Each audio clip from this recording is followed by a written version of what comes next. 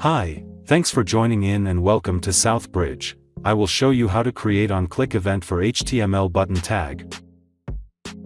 Let's create the header text. Then let's create a button element and we will set the Onclick attribute and we'll provide a function called btnclick.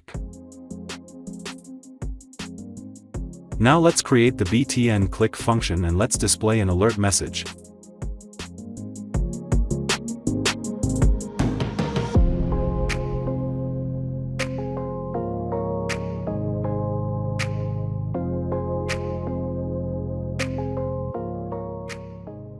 After that, we will create the styling of our website.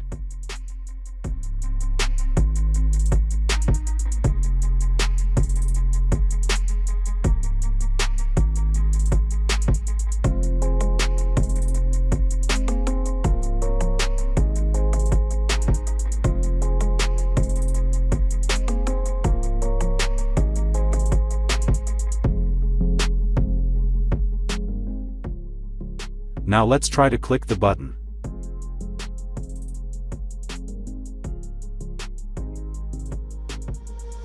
So that's it. That's how you enable the click event in HTML buttons using JavaScript. Thank you and see you in the next video.